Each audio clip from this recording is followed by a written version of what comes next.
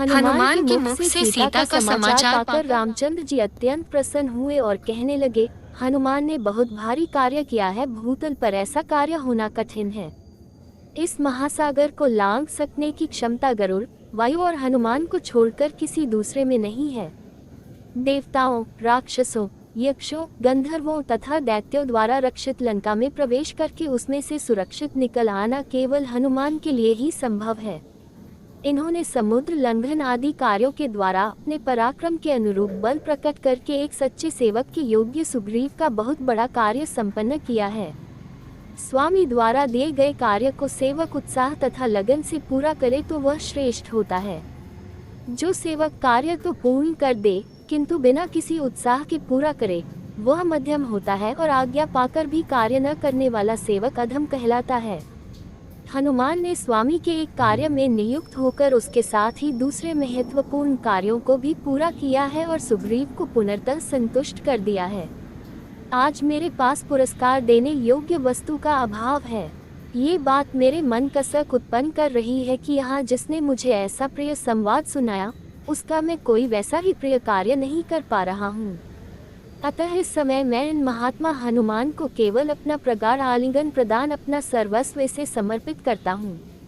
ऐसा कहते कहते श्री रामचंद्र जी के अंग प्रत्यंग प्रेम से पुलकित हो गए और उन्होंने अपनी आज्ञा के पालन में सफलता पाकर लौटे हुए पवित्रात्मा हनुमान जी को हृदय से लगा लिया। फिर थोड़ी देर तक विचार करके रामचंद्र जी ने सुग्रीव से कहा, हे वानरराज, जानकी की खोज का कार्य तो सुचारू रूप से संपन्न हो गया, किंतु समुद्र की दुस्तरता का विचार करके मेरे मन का उत्साह पुनः नष्ट हो रहा है। महान जलराधि से परिपूर्ण समुद्र को पार करना अत्यंत कठिन है। ये कार्य कैसे हो पाएगा? राम को इस प्रकार चिंतित देख सुग्रीव ने कहा, वीरवर, आप दूसरे साधारण मनुष्यों की भांति क्यों संताप कर रहे हैं? जैसे कृतघ्न पुरुष सौहार्द को त्याग देता है, उसी प्रकार से आप भी इस संताप को त्याग दें। जब सीता जी का पता लग गया है तो मुझे आपके इस दुख और चिंता का कोई कारण नहीं दिखाई देता। मेरी वानर सेना की वीरता और पराक्रम के सामने ये समुद्र बाधा बनकर खड़ा नहीं हो सकता। हम समुद्र पर पुल बनाकर उसे पार करेंगे। परिश्रम और उद्योग से कौन सा कार्य सिद्ध नहीं हो सकता। हमें कायरों की भांति समुद्र को बाधा मान निराश होकर नहीं बैठना चाहिए।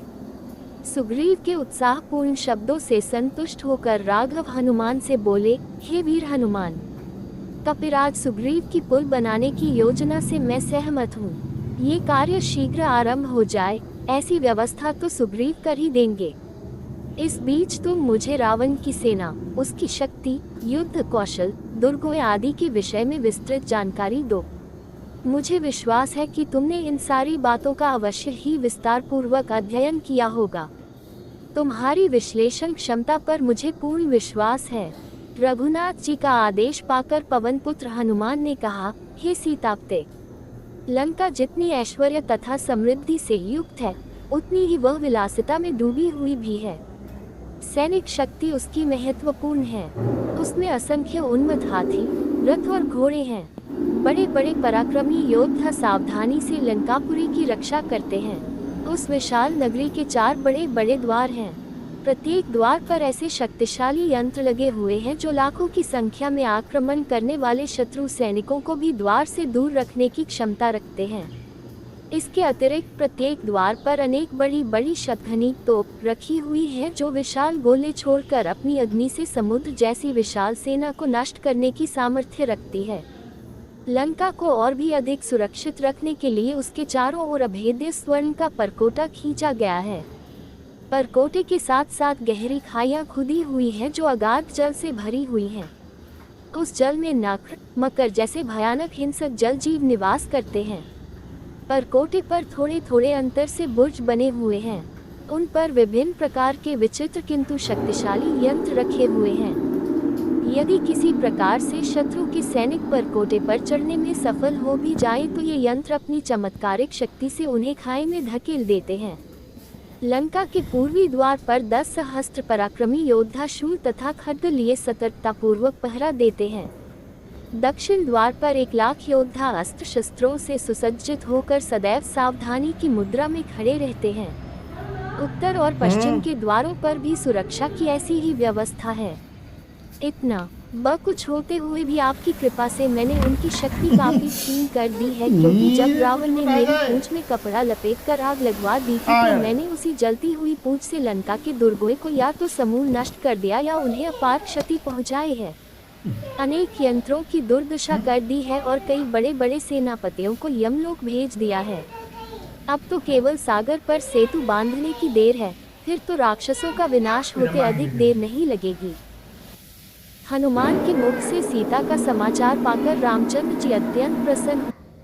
हनुमान के मुख से लंका का यह विशद वर्णन सुनकर रामचंद्र बोले, हनुमान, तुमने भयानक राक्षस रावण की जिस लंकापुरी का वर्णन किया है उसे मैं शीघ्र ही नष्ट कर डालूंगा।